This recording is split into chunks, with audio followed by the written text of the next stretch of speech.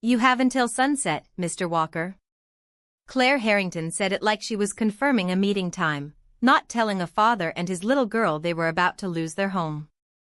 Rain tapped against the apartment windows while Ethan Walker stood beside 3 cardboard boxes, 1 suitcase, and his 9-year-old daughter, Lily. She had a fever and wore Ethan's old gray sweatshirt over her pajamas. She's sick, Ethan said.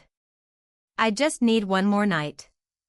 Victor Sloan, Claire's operations director, glanced at his watch. You've already had notice. I'm not asking for a week. Ethan kept his voice low. Just tonight. Claire looked at the papers in her hand. Harrington Properties had bought the building 2 months earlier, and according to Victor, Ethan's lease no longer met the terms required for the renovation project. Claire had spent the morning hearing numbers, deadlines, and legal language. Ethan Walker was another name on another page. The decision is final, she said. Lily reached for her father's hand. Ethan looked down and squeezed her fingers. He didn't yell. He didn't insult Claire. He simply asked, until sunset. Claire nodded. Until sunset. Before we go any further, if you believe a person's worth should never be measured by their paycheck or their address, take a second to subscribe, because what Ethan chose to do after this would say more about his character than anything he could have said standing in that hallway. By 5:30, 2 maintenance workers were carrying the last of Ethan's belongings outside.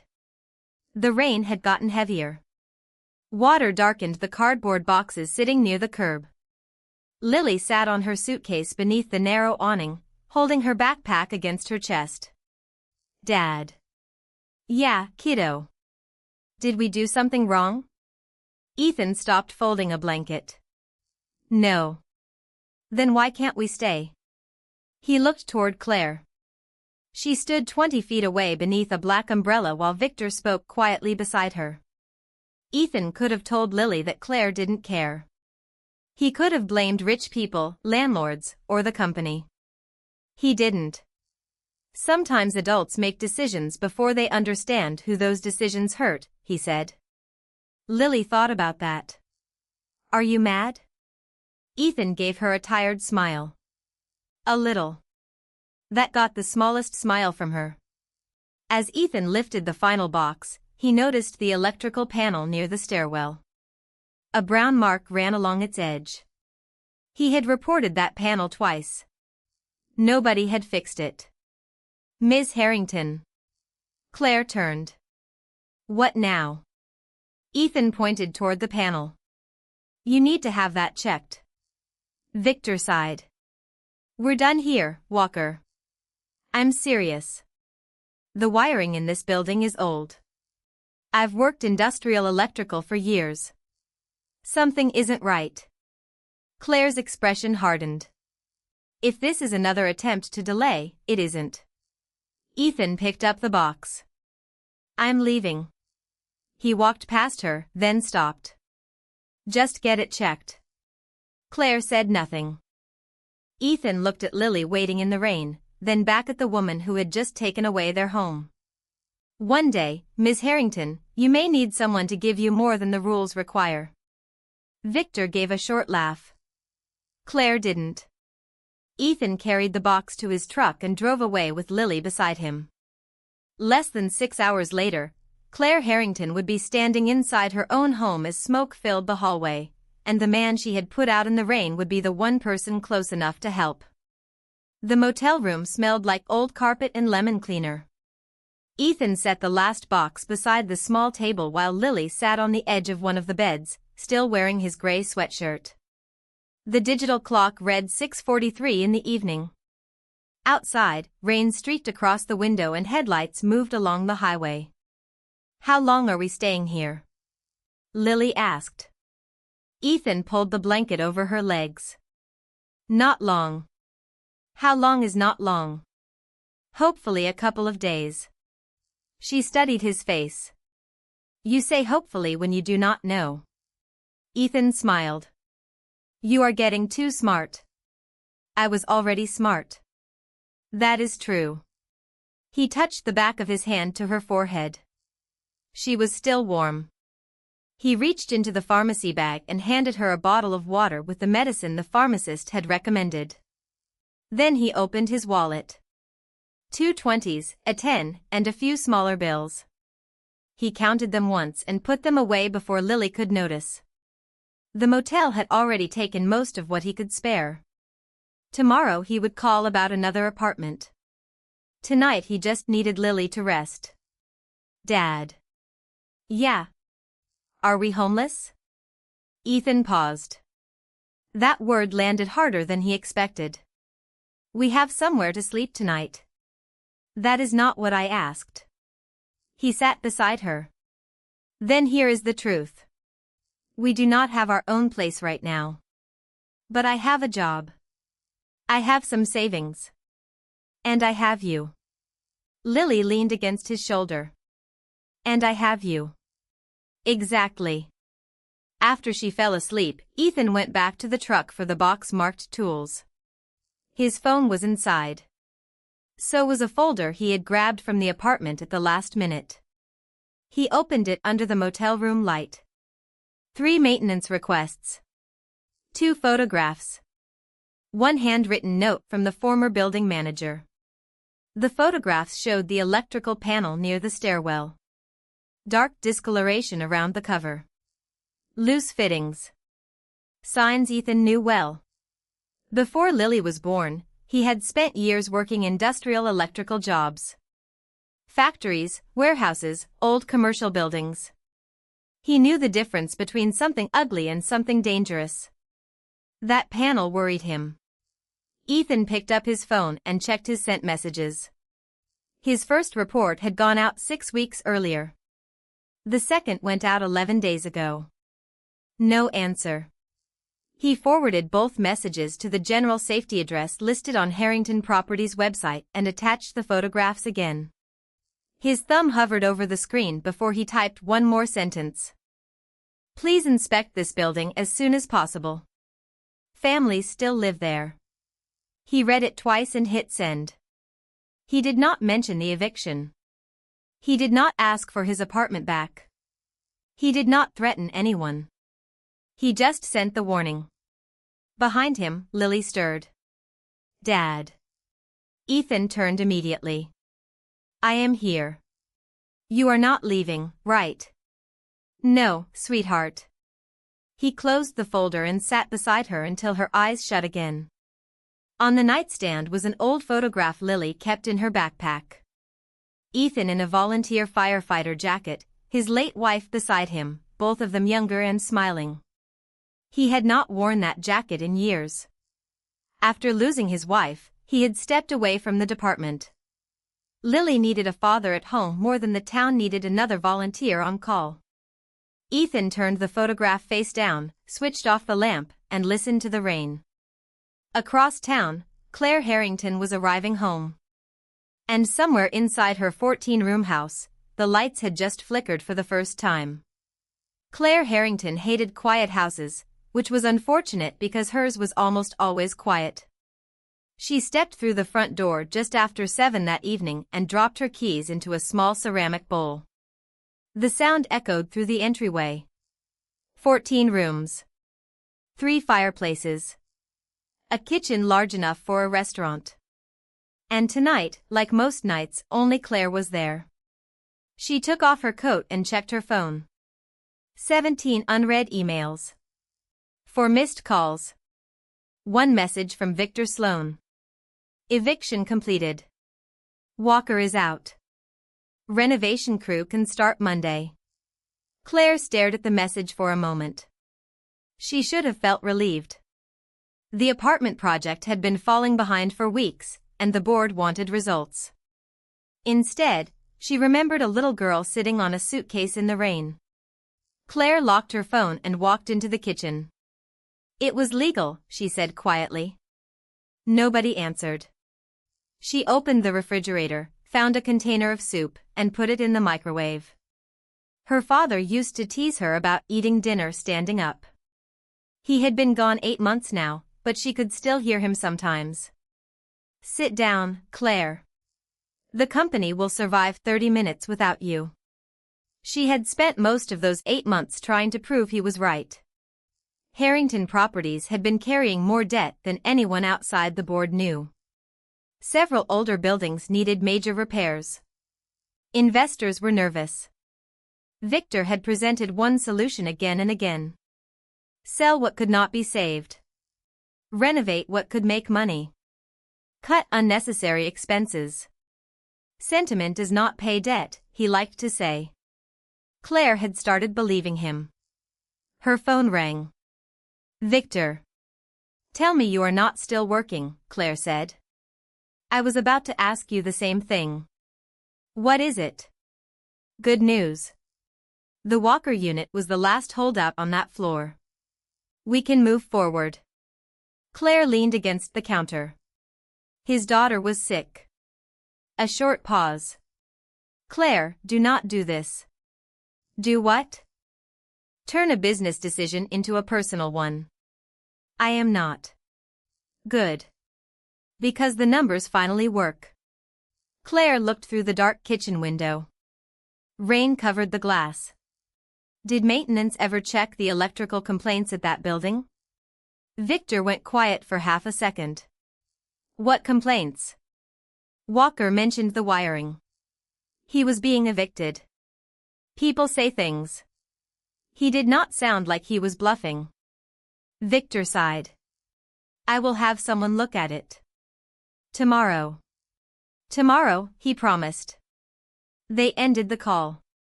The microwave beeped, but Claire had lost her appetite. She walked upstairs to her father's old study. She had never changed it. His books were still on the shelves. His reading glasses still rested beside an old family photograph. Claire picked it up. She was 12 in the picture, standing between her parents at a lake in Wisconsin. Everyone was smiling. Back then, Harrington Properties had owned 6 apartment buildings. Her father knew most of the tenants by name. Now the company owned thousands of units, and Claire had spent that afternoon removing a man she knew only as Walker. The ceiling light flickered. Claire looked up. It stopped. She waited. Nothing. Then it flickered again. She walked to the hallway and checked the other lights. Great, she muttered. Her phone buzzed with a new email, and she looked down without opening it. The sender was Ethan Walker. The subject line said electrical safety concern.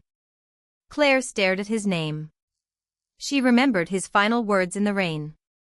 She almost opened the message.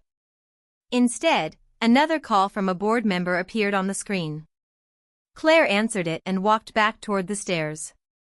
Behind her, the hallway light dimmed once more. This time, it did not come back on. Claire was halfway down the stairs when she smelled something strange. Not smoke.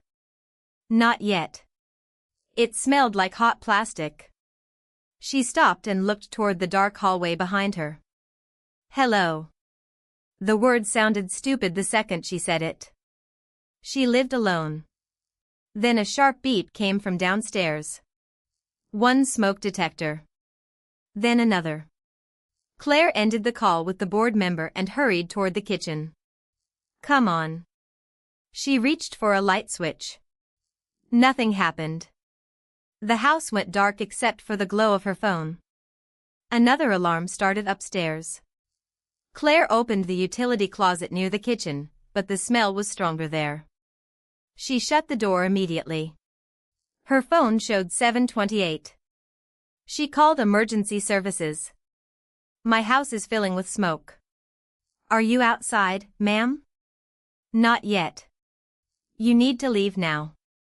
Claire moved toward the front entry, but smoke was already spreading through the lower hallway. She turned toward the side door. When she reached it, the electronic lock did not respond. The power is out. Is there another exit? Upstairs. There is a balcony off the guest room. Go there and stay on the phone with me. Claire climbed the stairs, coughing into her sleeve. The alarms were loud now. She could hear rain hitting the windows and sirens somewhere in the distance. She reached the second floor and pushed open the guest room door. Cold air rushed in when she opened the balcony doors. Claire stepped outside and gripped the railing. For the first time that day, there was no assistant to call, no employee to order, no contract to sign. There was only Claire, standing in the rain, waiting for strangers to help her. 3 miles away, Ethan was driving back from a 24-hour pharmacy with Lily beside him. Her fever had dropped, but she still looked tired. "Can we get pancakes tomorrow?" she asked. "If you feel better." "Chocolate chip." "That sounds less like breakfast and more like cake." "So yes." Ethan smiled. "We will negotiate." Red lights appeared ahead. A fire engine crossed the intersection, followed by another. Ethan slowed down. Lily looked through the passenger window. "That is a lot of trucks." Ethan followed the glow in the sky and felt something old wake up inside him. He knew that neighborhood. Large homes. Long driveways. Older construction mixed with expensive renovations. As they approached the next intersection, a police officer waved traffic away from Harrington Lane. Ethan saw the house beyond the trees. Smoke rose into the rain. "Dad," Lily said quietly. "Is somebody still inside?" Ethan pulled his truck safely to the shoulder. He should have kept driving.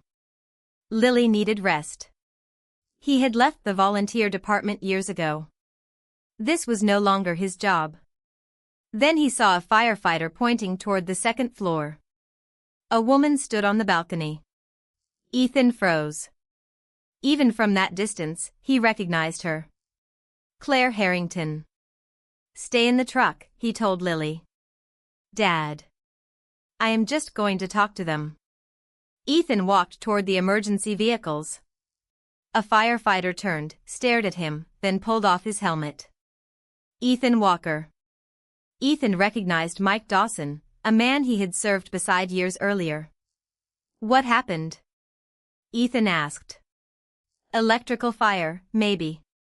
Main stairs are blocked. We are trying another way up." Ethan looked at the roofline, then at the side of the house. His eyes moved over the windows, the balcony, the attached garage. Old habits returned fast. "There should be a service staircase behind that east wall," Ethan said.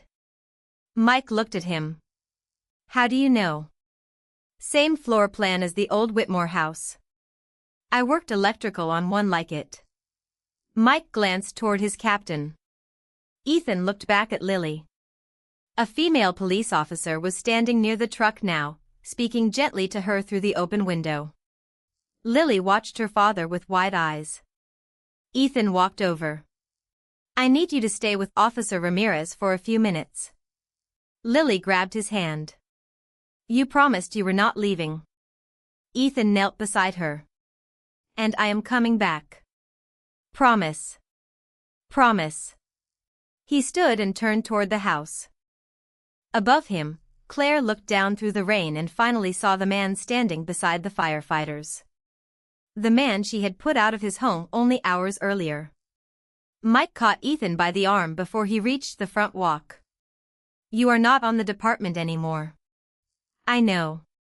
"Then stay here." Ethan looked toward the second floor. Claire was still on the balcony, one hand pressed against the railing.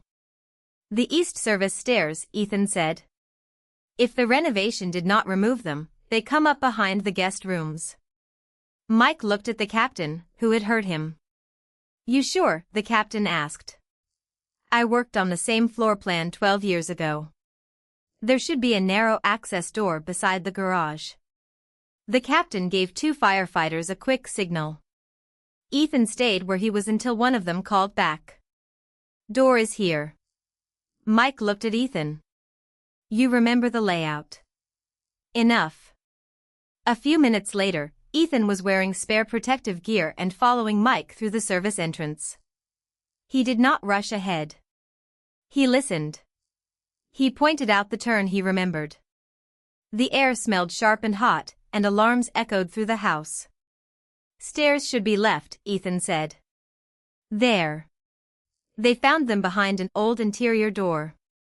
Upstairs, Claire had moved back inside from the balcony because the rain and cold were making it harder to hear the emergency dispatcher. She stayed low near the open balcony doors. Then she heard voices. Fire department. Claire answered immediately. Here. Mike reached the room first. Ethan was right behind him.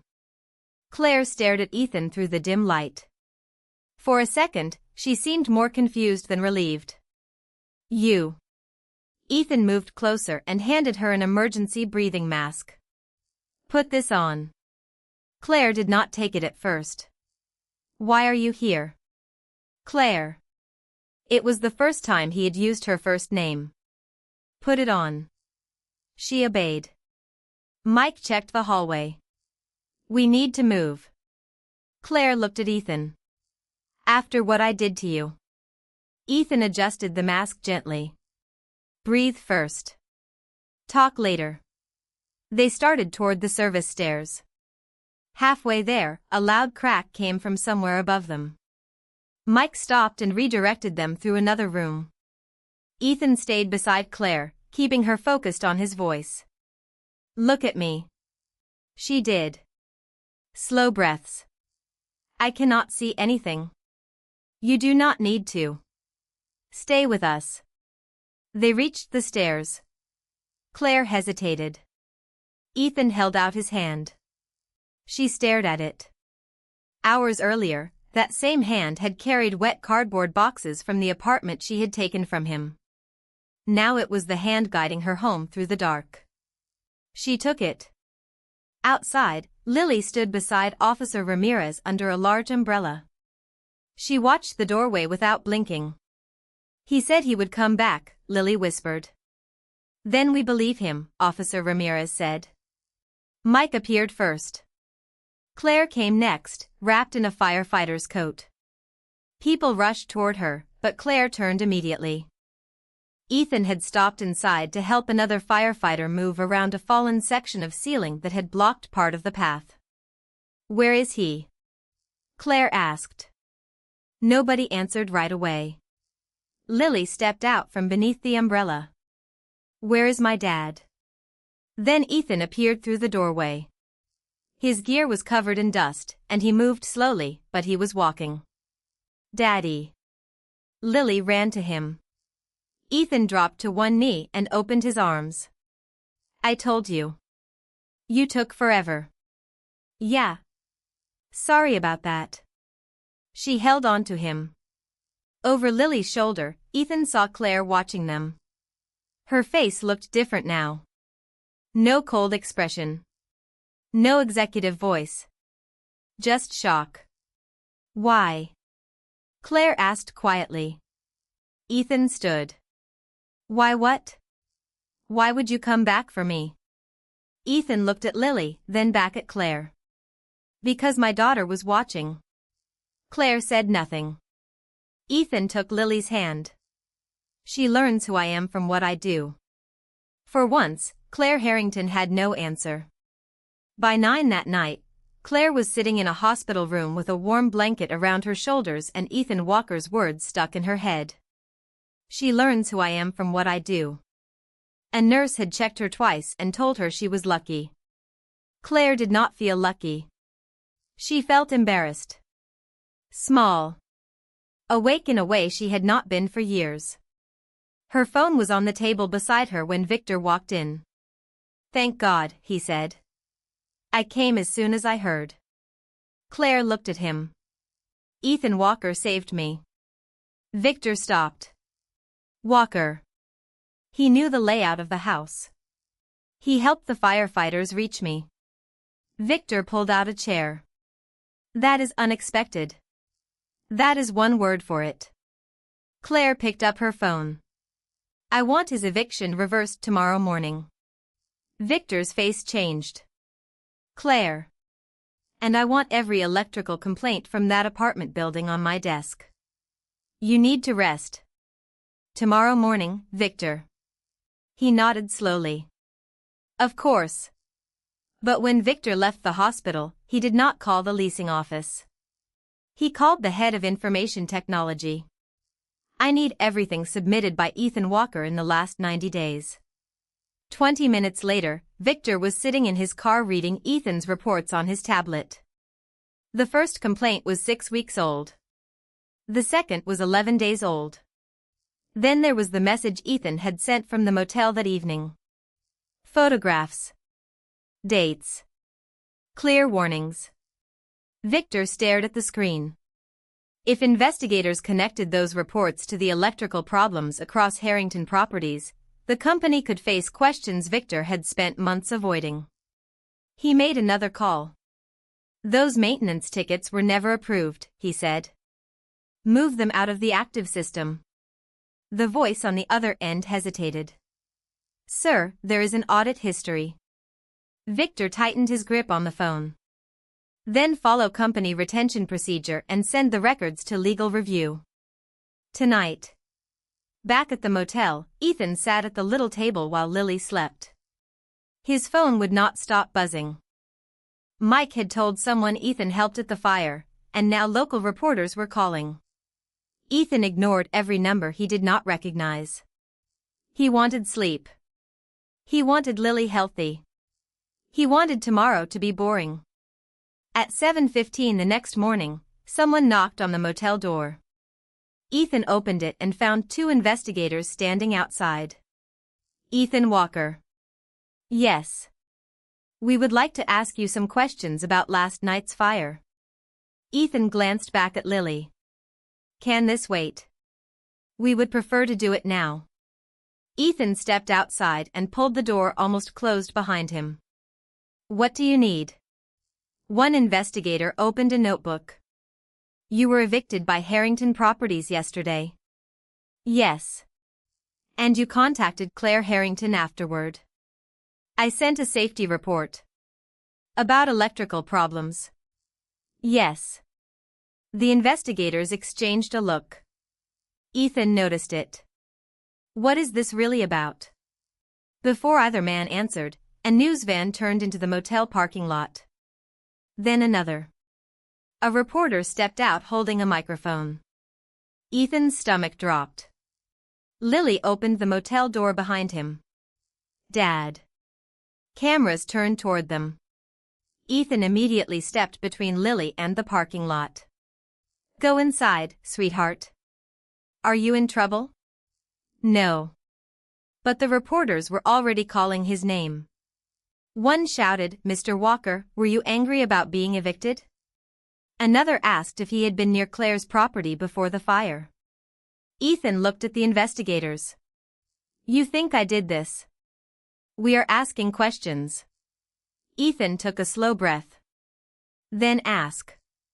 Lily stood behind the door, watching him. Ethan kept his voice calm. I warned her about electrical problems. Then I helped get her out. That is the truth. Across town, Victor watched the live report from his office. On the screen, Ethan Walker had gone from the man who helped save Claire Harrington to the man everyone suddenly wanted to question. Victor lowered the volume and whispered, Good. Claire saw Ethan on the hospital television before anyone told her what was happening. He stood outside a cheap roadside motel in yesterday's clothes, one hand holding the door behind him while reporters crowded the parking lot. Claire reached for the remote and turned up the volume. Mr. Walker, were you angry about the eviction? A reporter called. Ethan looked tired, but his voice stayed calm. My daughter is inside. Please give her some space. Another reporter asked, Did you contact Claire Harrington before the fire? I sent a safety report. Claire sat straighter. A safety report. She remembered the email she had almost opened before the fire. Her phone was still charging beside the bed. She grabbed it and searched Ethan's name. The message was there. Sent at 7:14 the night before. She opened it. 3 maintenance requests. Photographs of an electrical panel. Dates going back 6 weeks. And one simple sentence. Please inspect this building as soon as possible. Families still live there. Claire read it again. No anger. No threat. No demand for money. He had already been thrown out, and he was still worried about everyone left behind. Claire called Victor. Where are Ethan Walker's maintenance reports? Good morning to you too. Answer me. Victor paused. Legal is reviewing everything connected to the fire. Why? Because Walker had motive, Claire. She stared at the television. Ethan was shielding Lily from the cameras. He had a chance to leave me inside that house. That does not prove anything. It proves enough for me to ask questions. Claire ended the call. An hour later, against the nurse's advice, she left the hospital and went straight to Harrington Properties. She did not go to her office. She went to the records department. I need every maintenance complaint from the Oak Ridge building for the last 6 months. The records manager looked uncomfortable. Mr. Sloan moved those files to legal review. I am the chief executive officer. Move them back. The woman swallowed. There is something else. She turned her monitor toward Claire. Several records showed recent status changes. Some had been marked inactive shortly after midnight. Claire felt her stomach tighten. Who authorized this? Mr. Sloan's account. Claire said nothing. She spent the next 2 hours reading emails, inspection notes, repair estimates, and delayed work orders. It was worse than she expected. Oak Ridge was not the only property with electrical complaints. Victor had postponed expensive repairs across several older buildings while pushing money toward renovations that increased rent. Then Claire found an email from 3 months earlier. Victor had written to a regional manager. Do not bring every maintenance issue to Claire. She needs clean numbers for the board. Claire leaned back slowly. Her father had taught her to read numbers because numbers told the truth. Somehow, she had forgotten that people could decide which numbers she was allowed to see. Her phone rang. It was one of the fire investigators. Miss Harrington, we have preliminary findings. Claire stood. Tell me. We found no evidence at this point that Mr. Walker started the fire. The early signs are consistent with an electrical failure. Claire closed her eyes. Thank you. She ended the call and immediately opened Ethan's original email again. There was an audio attachment she had missed. Ethan's voice filled the quiet records room. This is Ethan Walker. I do not care what happens to my lease. Please fix those panels before somebody gets hurt. Claire stopped breathing for a second. That message had been sent before she lost her home. Before Ethan helped her. Before anyone called him a hero or a suspect. He had asked for nothing. Claire looked through the glass wall toward the executive floor where Victor was walking into a meeting like it was a normal morning. She picked up her phone and called her board chair. Robert, clear the conference room for 3 o'clock. What is going on? Claire watched Victor disappear behind the elevator doors. We are going to find out exactly what kind of company I have been running. At 3 o'clock, every seat in the conference room was filled. Board members. Company attorneys. Regional directors. Victor Sloan sat near the end of the table with a legal pad in front of him. Claire walked in carrying only her phone and a thin folder. No assistant. No presentation. No prepared speech. Robert Hale, the board chair, looked at her. Claire, we heard about the preliminary fire report. Victor leaned forward. Which is exactly why we need to be careful. Walker was angry. He had just been evicted. We should not clear him based on one early finding. Claire placed the folder on the table. He has been cleared as a person of interest for now. Investigators found no evidence that he caused the fire. Victor shook his head. That does not mean he had nothing to do with it. Then let us talk about what he did do. Claire picked up her phone. 6 weeks ago, Ethan Walker reported an unsafe electrical panel at Oak Ridge. Victor looked around the room. Tenants complain about maintenance every day. 11 days ago, he reported it again. And last night, after I evicted him, he reported it a third time. The room became quiet. Claire pressed play. Ethan's voice came through the small speaker. This is Ethan Walker. I do not care what happens to my lease. Please fix those panels before somebody gets hurt. Nobody moved.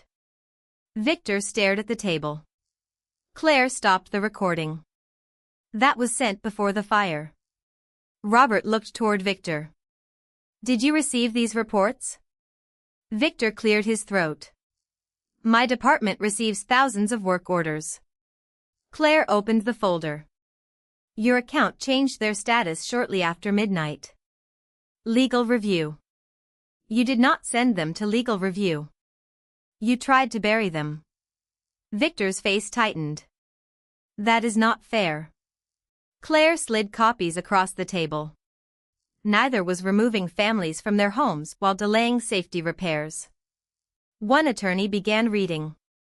Another board member turned toward Victor. What are we looking at? Claire answered. Repair estimates that were postponed. Inspection warnings that never reached me. Emails telling managers to keep expensive maintenance problems out of board reports. Victor looked at Claire. I was protecting this company. From what? From collapse. You know the debt we inherited. You wanted better numbers too. That stopped her. Claire did not argue. She looked around the room. He is right about one thing. Victor blinked. Claire continued. I wanted clean numbers. I rewarded speed. I rewarded profit. I made it easy for people to believe that bad news was something to hide. Robert leaned back slowly. Claire's voice stayed steady. Victor hid the reports. But I built the company where hiding them was rewarded. No one spoke. That silence felt different from the silence in her house. This one had nowhere to hide. Claire turned to the attorneys. Effective immediately, Victor Sloan is suspended pending a full independent investigation. Preserve every email, work order, inspection report, and maintenance record from every property we own. Victor stood. Claire, think about what you are doing. I finally am. The board will never support this. Robert closed the file in front of him. Do not speak for the board, Victor. Victor looked around the table. Nobody defended him. Claire continued. All pending evictions tied to renovation projects are paused. Every older property gets an independent safety inspection. Any tenant removed through an improper process gets reviewed for reinstatement and compensation. One director asked, Do you understand what this could cost? Claire looked at Ethan's name on the report. Yes. And you still want to do it. It should have cost us something before a father had to warn us 3 times. Her phone buzzed. A message from the investigator confirmed the electrical origin remained the leading explanation for the fire. Claire placed the phone face down. Victor walked toward the door, then stopped. You are throwing away years of work because of one tenant. Claire looked at him. No. I almost threw away what this company was supposed to stand for because I forgot that one tenant was a person. Victor left. The door clicked shut. Around the table, no one laughed, argued, or reached for another excuse. For the first time in years, Claire Harrington looked at a room full of powerful people and cared less about protecting the company from the truth than protecting people from what the company had become. 3 months later, Ethan stood outside the Oak Ridge building with Lily beside him. The old electrical panels were gone. New wiring had been installed. The hallway lights no longer flickered.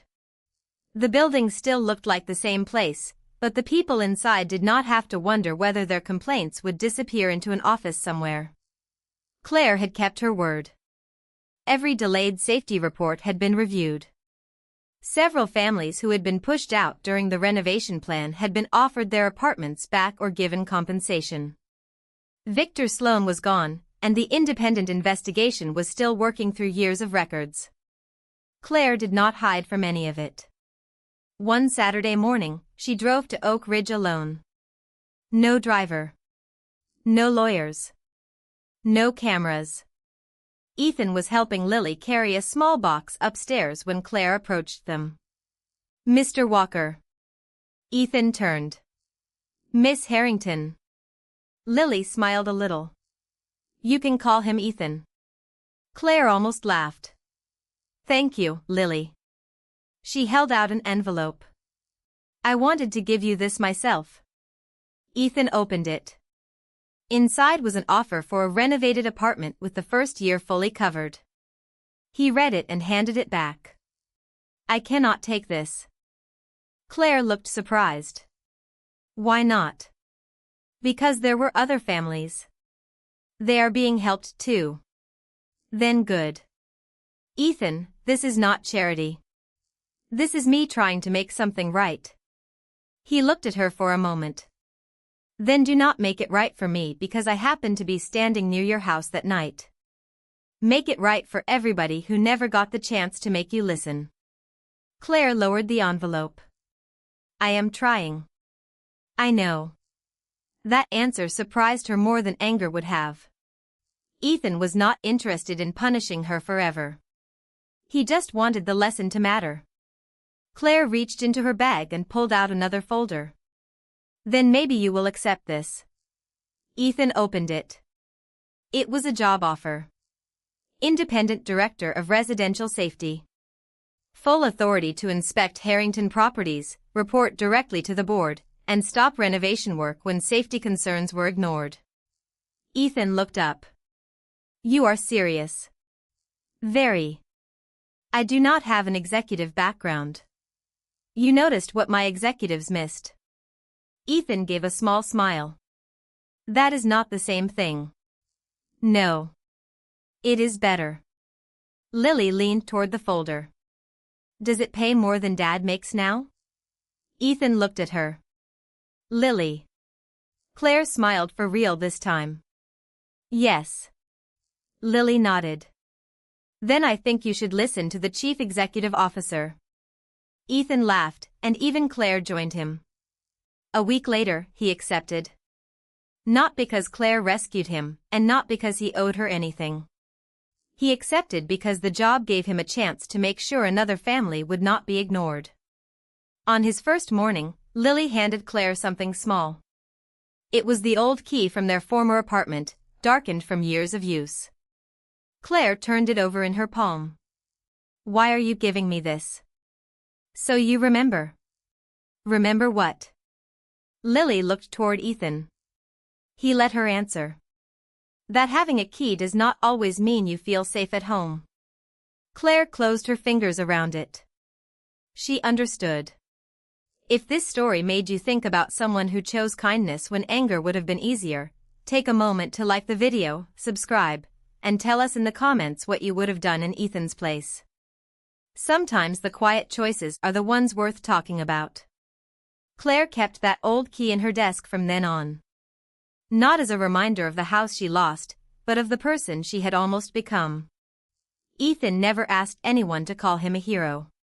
He went to work, picked Lily up from school, and kept doing what he had always done. He showed his daughter that dignity was not something another person could give you or take away. And Claire finally learned something her company had forgotten. A building can belong to whoever signs the papers. But a home belongs to the people who trust that they will be treated like human beings.